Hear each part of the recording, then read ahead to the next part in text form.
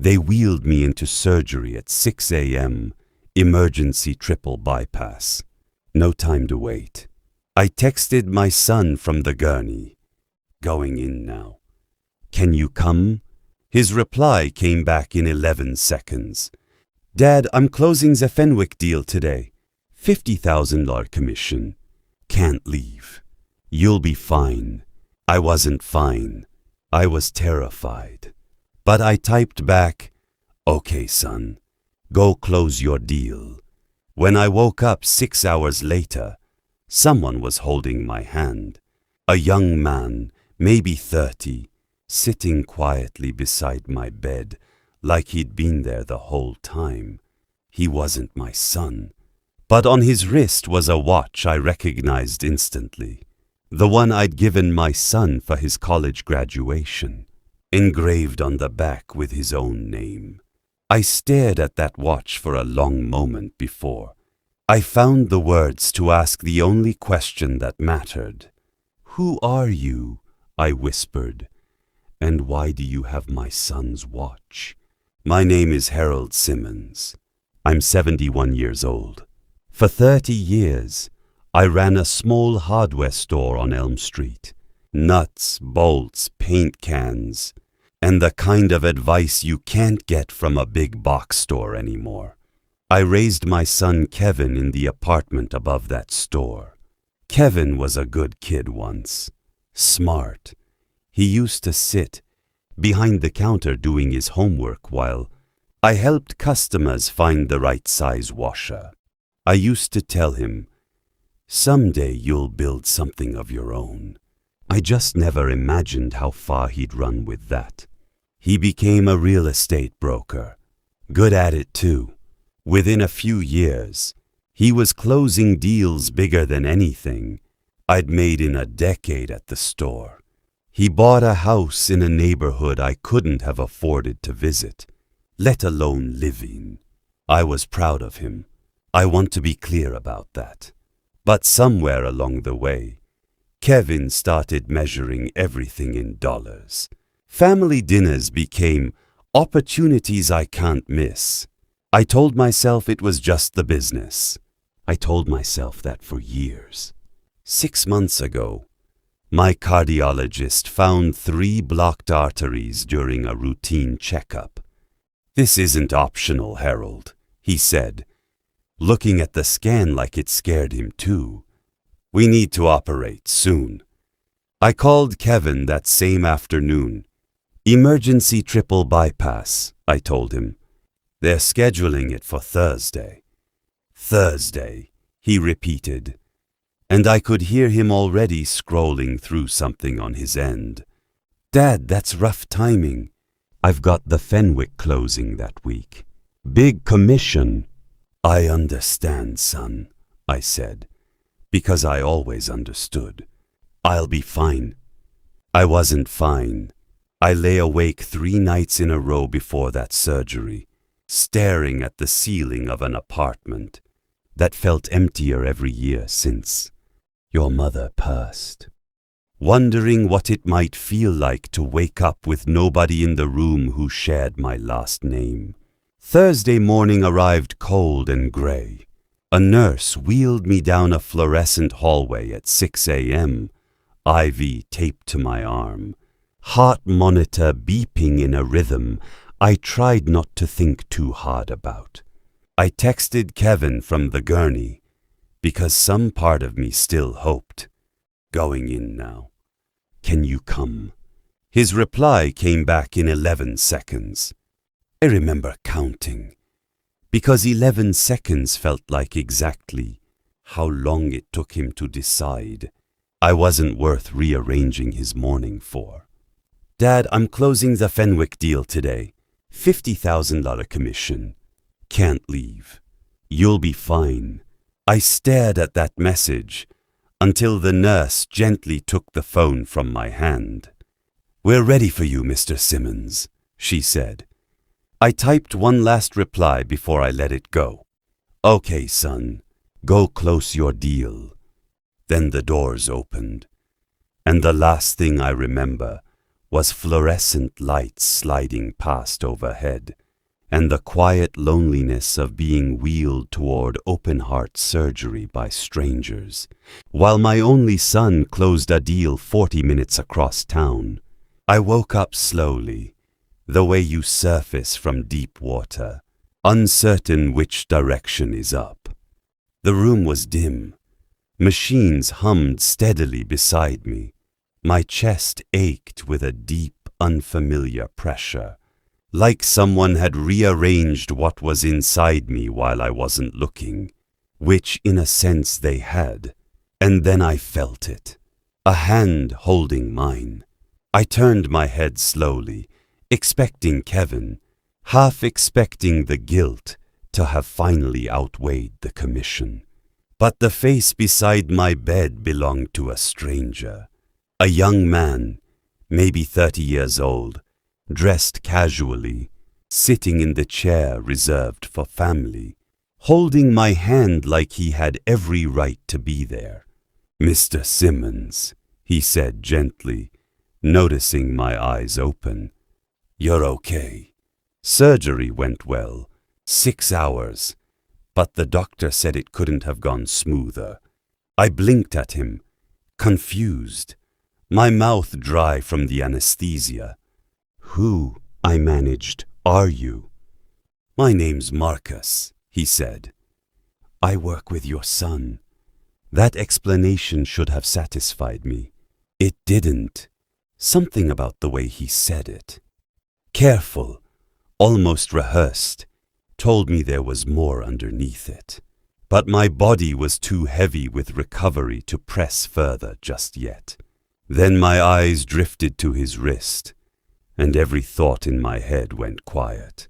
He was wearing a watch, silver, simple, a leather band worn soft with years of use. I would have known it anywhere, because I was the one who bought it. Kevin's college graduation watch, engraved on the back with his own name. A gift I'd saved 8 months of extra shifts at the hardware store to afford, back when Kevin still hugged me at the end of every visit instead of checking his phone. I stared at that watch until Marcus noticed where my eyes had gone. He glanced down at his own wrist, and something shifted in his expression, a flicker of nervousness he tried and failed to hide. "Where?" I asked slowly, each word costing me effort I didn't fully have. "Did you get that watch?" Marcus was quiet for a long moment, long enough that the silence itself became an answer of sorts, the kind that tells you something is coming that you won't like. "Mr. Simmons," he finally said, "I think there's something you need to know about your son, and about why I'm actually the one sitting here instead of him." Gripped the edge of the hospital blanket, my heart monitor ticking up slightly on the machine beside me, and braced myself for whatever truth this stranger with my son's watch was about to hand me. Marcus shifted in his chair, glancing toward the door, like he wanted to make sure no one else could hear him. "I'm the junior associate at Kevin's brokerage," he said. "I've worked with him for about a year. This morning, right before your surgery, he called me into his office and told me he had a family situation. Said he needed someone to sit with his father during a procedure because he couldn't leave the Fenwick closing." I nodded slowly, my chest tight with something that had nothing to do with the surgery. "He said it would look bad," Marcus continued, "if word got around that his father was in surgery alone. Said it might make him look like a bad son to the partners. So he asked me to come sit here. Told me to say I was a family friend if anyone asked." "And the watch?" I asked, though some part of me already suspected the answer. Marcus looked down at his wrist, and for the first time he looked genuinely ashamed. He handed it to me on my way out the door. Said, "Take this. It'll make it look more convincing, like we're actually close." I didn't know it meant anything. I swear, Mr. Simmons, I didn't know it was a gift you gave him.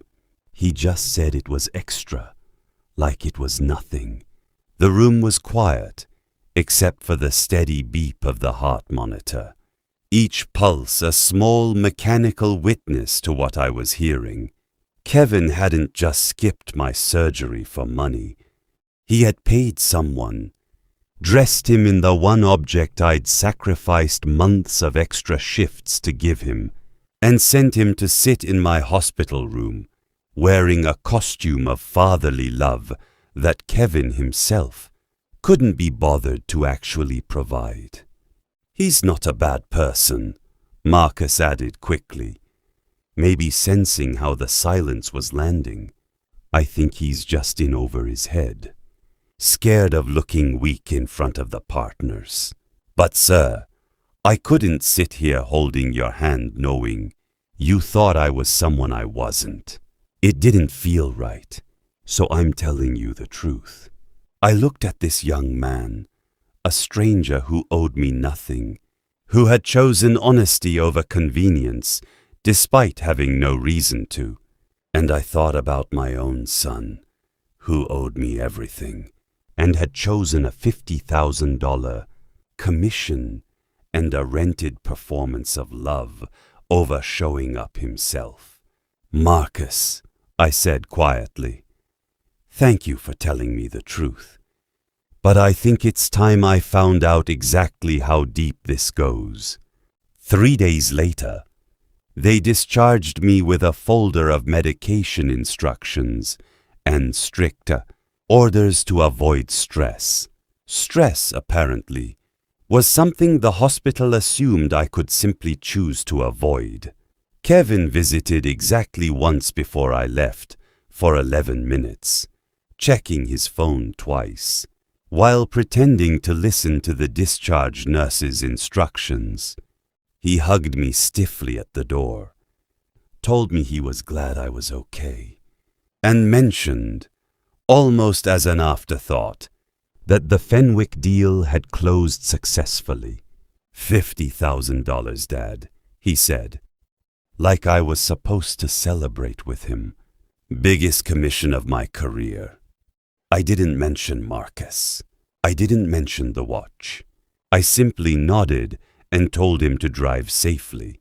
Once I was home, resting in the same recliner your mother used to sit in during her final years, I found myself with something I hadn't had in a long time. Time to think, and a reason strong enough to actually use it.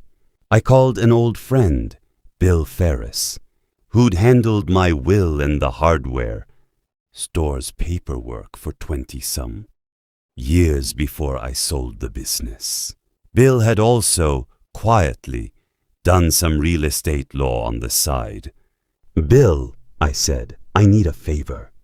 "Nothing official yet. Just tell me what you know about Kevin's brokerage." "Fenwick Realty Group." Bill was quiet for a moment.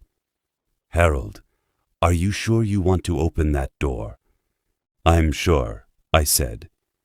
"Marcus opened it for me already. I just need to see how far back it goes." 2 days later, Bill called back, his voice careful in a way that told me the news wasn't good before he even said a word. "Harold, Kevin's brokerage has been struggling for almost a year. 2 failed developments, a lawsuit from an investor group that settled quietly last spring. That $50,000 Fenwick commission wasn't a bonus, Harold. From what I found, it was the only thing keeping him from personal bankruptcy this quarter." I sat with that for a long moment, the recliner creaking softly beneath me. My son hadn't skipped my heart surgery for ambition. He'd skipped it out of desperation, too proud or too afraid to ever tell me the truth. choosing instead to borrow a watch's worth of sentiment and a stranger's, hand to hide how badly he was actually drowning. "There's one more thing," Bill added. "The Fenwick deal, Harold. I think you should look closely at exactly how he closed it." "What do you mean, how he closed it?" Gripping the phone a little tighter, Bill sighed on the other end. "Few years back, when you had that minor stroke scare, do you remember signing a medical power of attorney, giving Kevin authority to make decisions if you were ever incapacitated?" I remembered. Kevin had been so insistent, so caring about it at the time, that I'd signed without reading every line as closely as I should have. I remember. "Harold, that document wasn't just medical. It was a broader financial power of attorney, too, activated under specific conditions. One of those conditions being a medical incapacitation, lasting more than 24 hours. My chest tightened, and not from the surgery this time. "Bill, I was in surgery, unconscious, for 6 hours, not 24. "I know," Bill said carefully. "But Harold, the paperwork on the Fenwick deal shows a bridge loan was secured the same week as your surgery, using your paid-off house on Maple Street as collateral. The loan application lists you as co-signer, with power of attorney authorization attached, dated the day of your operation." He sat perfectly still, the recliner suddenly feeling less like comfort and more like a witness stand. "He used my house," I said slowly, "while I was under anesthesia to save his own deal." "Looks that way," Bill confirmed. "Now technically, the 24-hour clause wasn't met, which means the authorization may not have been valid in the first place. That's actually good news, legally speaking. But Harold, I have to ask you plainly. Did you give Kevin verbal permission to use your home as collateral for anything, at any point recently?" "No," I said. "I didn't even know Maple Street's deed was still in play for anything. I paid that house off 15 years ago." "Then what we're looking at," Bill said, "is your son potentially committing loan fraud using invalid power of attorney documentation involving your home while you were unconscious in an operating room, all to close a deal so he could avoid personal bankruptcy." I closed my eyes, picturing Kevin as a boy again, sitting behind the hardware store counter with his homework, so certain back then that he'd build something honest of his own. "Bill," I said finally, "I think it's time Kevin and I had a very different kind of conversation." I asked Kevin to come by the house that Saturday. I didn't tell him why. I simply said, "I need to see you. It's important." He arrived looking rushed, the way he always did now, checking his watch. The one on his wrist, I noticed. A cheaper replacement for the one he'd given away without a second thought. "Dad, I've only got about 20 minutes. I've got a showing at—" "Sit down, Kevin." Something in my voice must have carried weight I hadn't used in years, because he sat, placed a folder on the coffee table between us.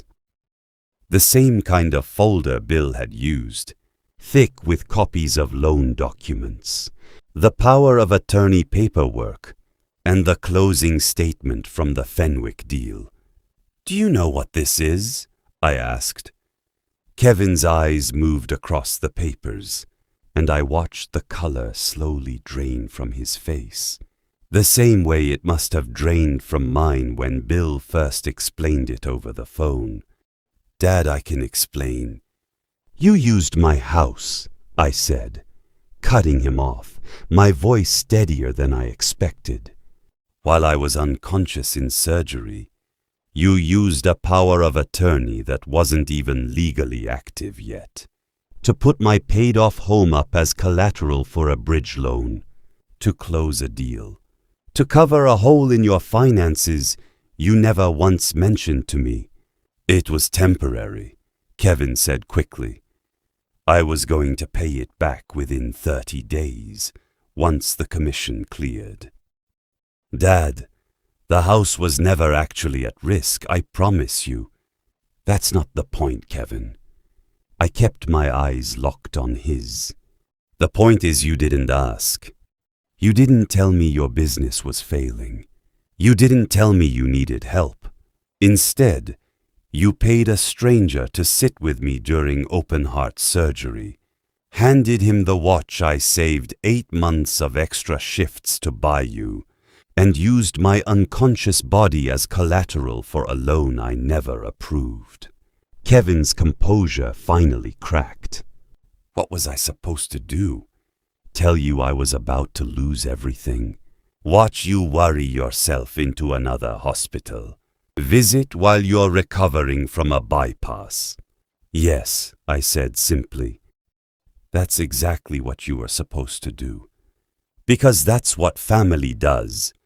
Kevin, we tell each other the truth, even when it's frightening, especially when it's frightening.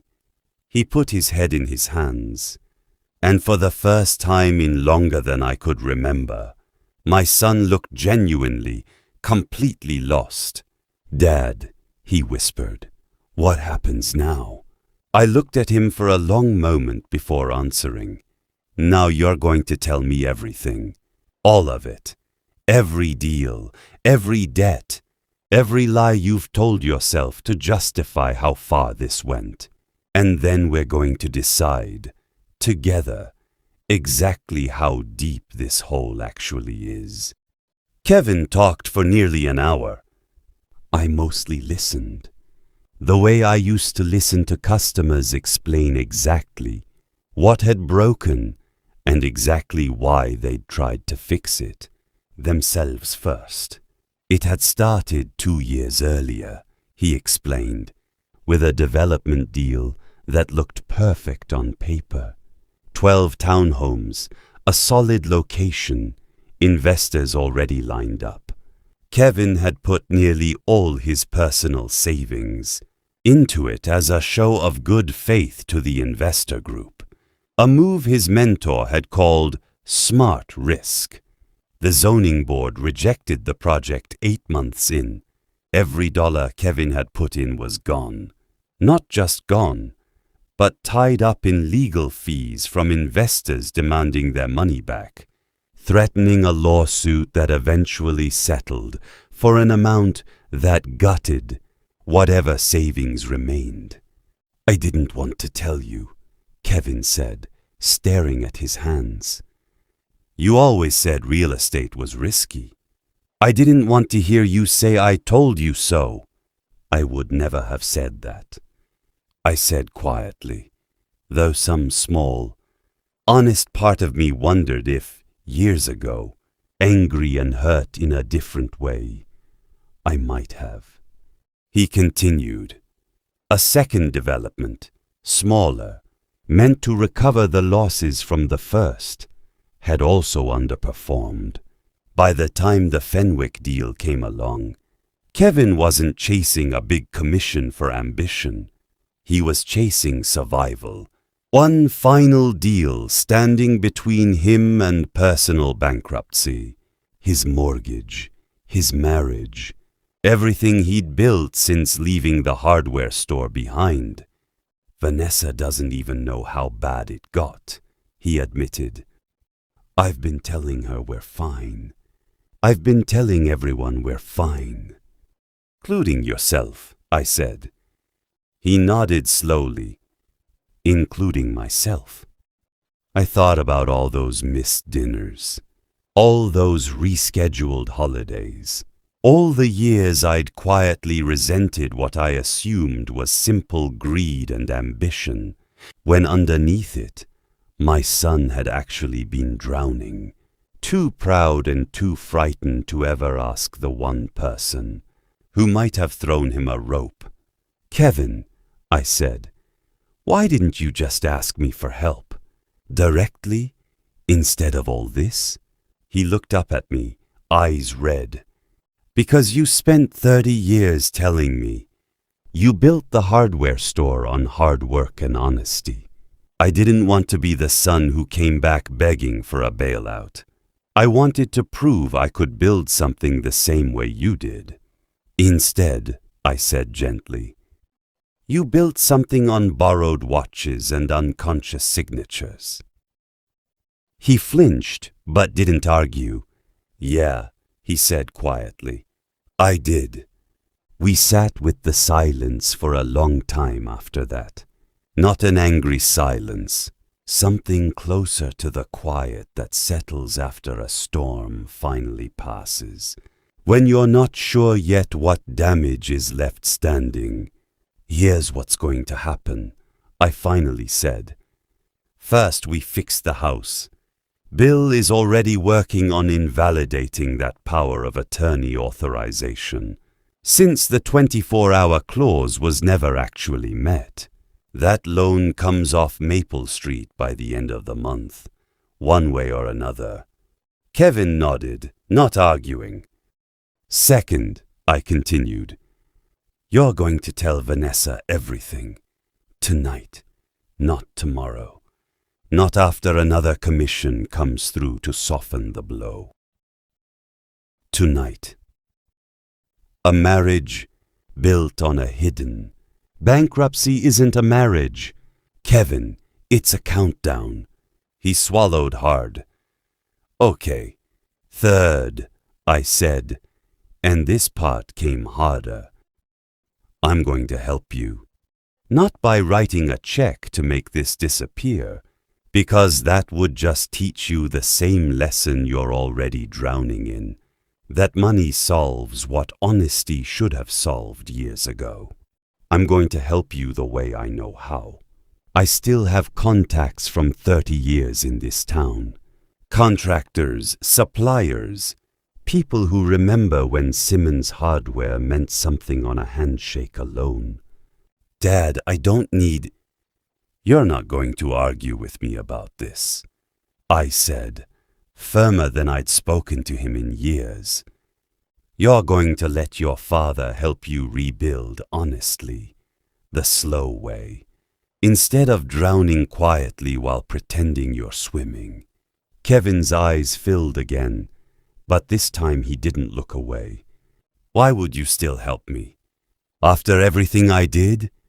Thought about that question for a long moment, turning it over the way I used to turn over a stripped screw, looking for the angle that would finally let it move.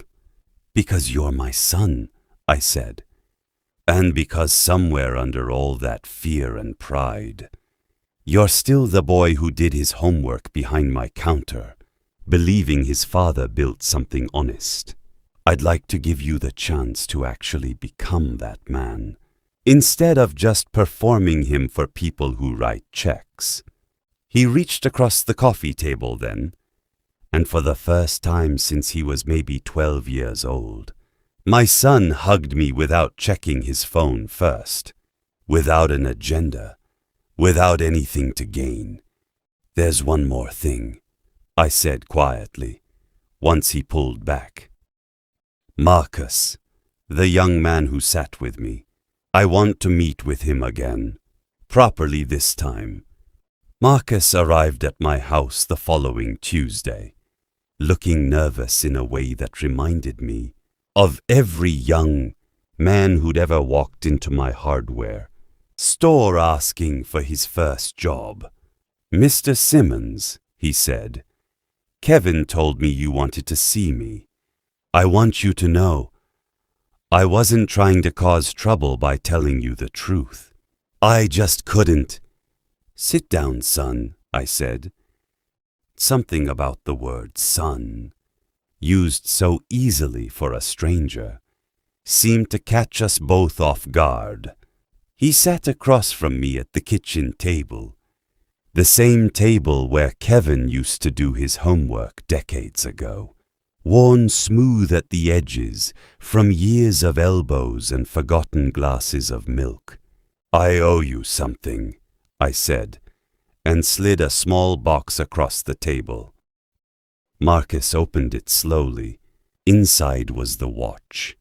Kevin had returned it to me the day after our conversation, quiet and ashamed, and I'd spent an evening polishing it, the way I used to polish tools before closing up the store each night.